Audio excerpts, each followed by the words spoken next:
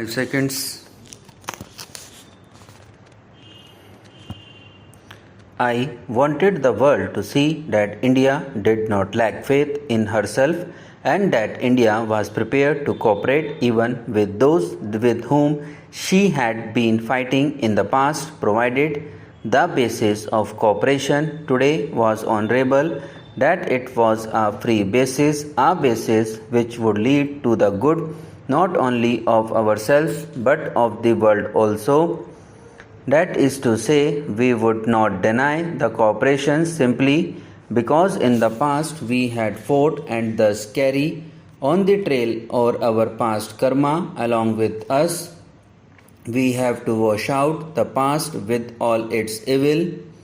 I wanted, if I may say so, in all humility, to help in letting the world look at things in a slightly different perspective, or rather try to see how vital questions could be approached and dealt with.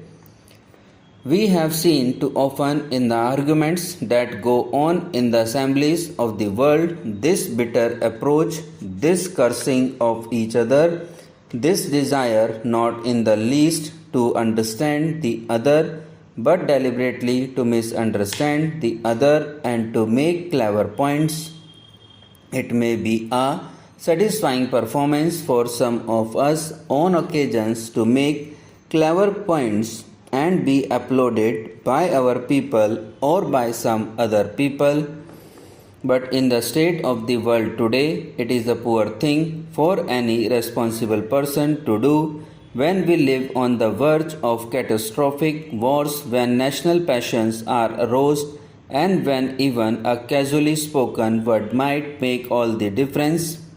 Some people have thought that by our joining or continuing to remain in the Commonwealth of Nations, we are drifting away from our neighbors in Asia, or that it has become more difficult for us to cooperate with other great countries in the world. But I think it is easier for us to develop closer relations with other countries while we are in the Commonwealth than it might have been otherwise. This is rather a peculiar thing to say. I have given a great deal of thought to this matter. The Commonwealth does not come in the way of our cooperation and friendship with other countries. Ultimately, we shall have to decide, and ultimately, the decision will depend on our own strength. If we dissociate ourselves completely from the Commonwealth, then for the moment we are completely isolated. I think you will find that during this period of 2 years or less, India has gone up in the scale of nations in its influence and in its prestige. It is a little difficult for me to tell you exactly what India has done or has not done. It would be absurd for anyone to accept that India can become the crusader for all causes in the world and bring forth results.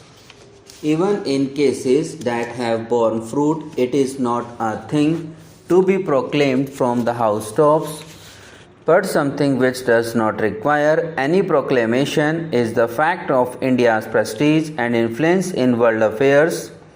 Considering that she came on the scene as an independent nation only a year and a half or a little more ago, it is astonishing the part that India has played. One more thing I should like to say. Obviously, a declaration of this type or the resolution that I have planned before the House is not capable of amendment. It is either accepted or rejected. I am surprised to see that some honorable members have sent in notices of amendments. Any treaty with any foreign power can be accepted or rejected. It is a joint declaration of 8 countries and it cannot be amended in this House or in any House. It can be accepted or rejected.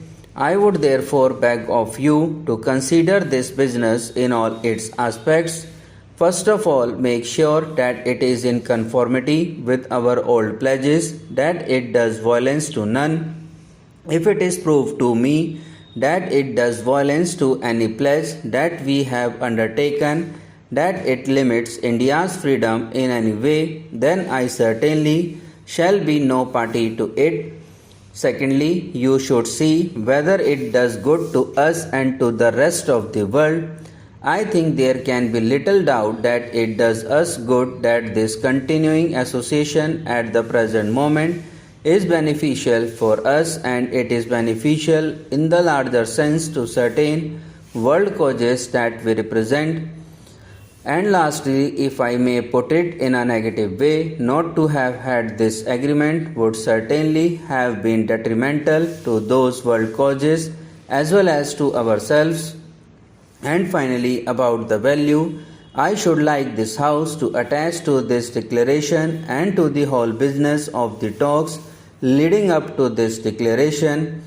It is a method which brings a touch of healing with it in this world which is today sick and which has not recovered from so many wounds.